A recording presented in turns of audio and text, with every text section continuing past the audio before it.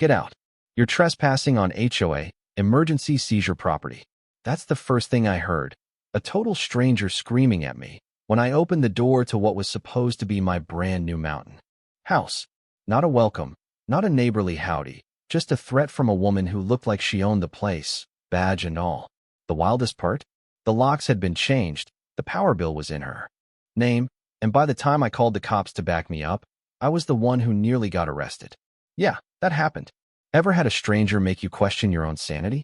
Because that's exactly how this all started. It took me 2 hours on winding roads, truck bed loaded with tools, dreams of quiet coffee on a deck, thinking about all the weekends I'd escaped the city to breathe mountain air.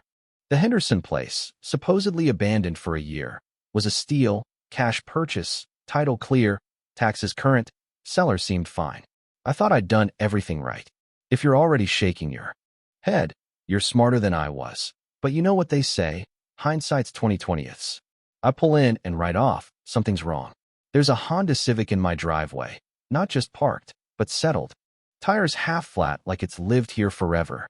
Smoke curling from the chimney, lights glowing in windows that should be empty, and the smell of bacon drifting through the cold air. I double-check the address, the GPS, my own paperwork.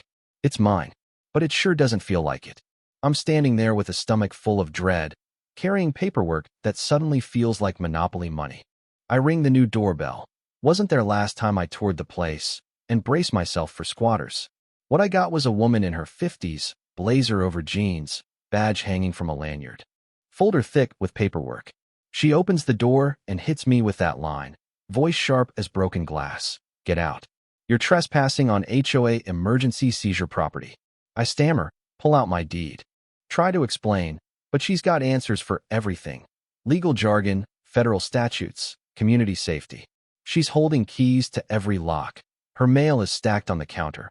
Utilities are in her name. And on the living room wall, taped up like trophies, are death certificates for John and Mary Henderson, the previous owners. Except something about the certificates feels off, dates not matching. Font's too crisp. My phone comes out, and I start recording, because who's gonna believe this?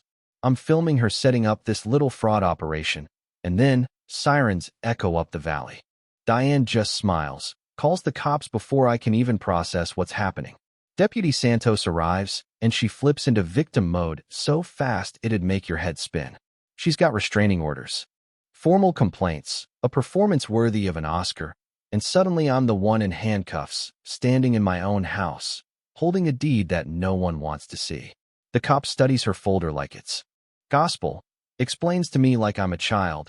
Sir, property disputes are complicated, but there's an active warrant for harassment. You need to come with me. I'm shouting, check the deed. Call the title company, verify the sale. But all he sees is a panicked guy versus a calm, official woman with paperwork. Guess who he believes? But as they're getting ready to cart me off, there's confusion over the radio, mixed messages about protocol, and suddenly they let me go. But not before warning me that coming back will mean jail. Now she's living in my house, holding court, and I'm not allowed within 100 yards of my own front door. I drove away that day with my hands shaking, $15,000 in supplies in the back, and every single dream I had about mountain mornings turning to ash. If you've ever felt powerless, really powerless, you know exactly what I mean. It wasn't just about losing a house.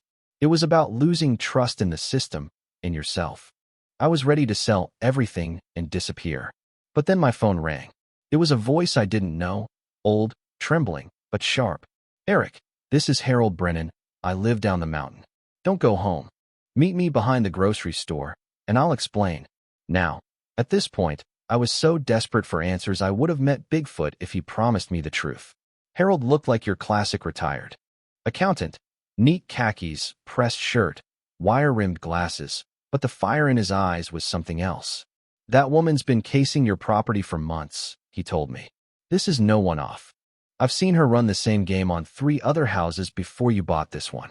Harold had spent decades as a forensic CPA, timeline analysis, signature checks, document authentication. He was the guy the county called to sniff out fraud. And boy, had he found some. He laid out a file thick with notes, signature mismatches, fake titles, payment trails, patterns of fake deaths, and emergency seizures across counties. She uses legalese to shut people down, fakes death certificates, invents HOA emergency powers, and every bit of it leaves a paper trail if you know what to look for. For the first time in weeks, someone believed me. Not because he wanted the drama, but because he could see the truth in the paperwork. Harold wasn't alone. His neighbor Margaret had been tracking the comings and goings at my property, and pretty soon our little meeting turned into a full-on community stakeout. We had hunting cameras, old telephoto lenses, audio recorders, if Diane and her Inspector Buddy were running a scam, we were going to catch them. What we recorded shocked even Harold. The county inspector arrived. Briefcase, notepad, the works, and right there, behind my house, Diane handed him an envelope thick with cash. The inspector loosened deck railings, spray-painted water stains, documented electrical hazards, all staged. We had it all on tape. But then Harold noticed the timestamps on our cameras didn't match. She knew we were watching. She wanted us to record, like she was daring us to try and stop her. I felt the panic come back, but Harold was relentless. We go higher. We build a federal case. You want to stop her? We need to find the real victims. Turns out, John and Mary Henderson, the supposed dead, were alive and well at Sunset Manor, a retirement home 30 miles away. They were as shocked as I was. Diane had shown up with fake authority, told them their house was condemned, and convinced them to sign storage papers that actually gave her the property. Mary, sharp as ever, had recorded the whole thing on a digital recorder. We had her on tape, 47 minutes of Diane walking through her entire playbook. Not just my house, but dozens of homes across 4 states, all seized from elderly owners shuffled into care and declared dead on paper. When we brought the evidence to the FBI, everything changed. Financial records, fake death certs, living victims, banking trails, the whole 9 yards. Turns out the feds had been following Diane for years, but they'd never caught her with actual victims. We'd cracked the case wide open. News hit the community fast. Jessica Clark from KTVU, Harold's own daughter, set up shop on my front lawn, cameras rolling as the FBI moved in. Diane didn't show up. Quietly, she brought her own lawyers, cameras, tried to spin it as official government business, even as the real John and Mary Henderson rolled up and told the world exactly what had happened. She crumbled on live TV, handcuffed and reading Miranda rights while the comments section exploded. You want a satisfying ending? Try standing on your finished deck 6 months later, coffee in hand. The Hendersons sitting in rocking chairs the community helped replace, neighbors working together to check on elderly residents, new protocols in place to stop this ever happening again. Harold, once just a retired accountant, became the local hero, teaching workshops on fraud detection, leading the New Mountain Community Elder Protection Program. We turned a personal disaster into a model of community action. But the story doesn't end with one arrest. See, systems that big don't go down easy. Diane looked right at me as they took her away, lips forming 3 words I'll never forget. 6 months later, Harold calls. Eric, there's another mountain town in Oregon. Same scam, same paperwork. They want our help. And you better believe I answered. What did we learn? Sometimes fighting back means fighting for everybody, not just yourself. Sometimes justice is a team sport. Sometimes the real battle starts after you win the first round. Let me hear from you. What would you have done in my shoes?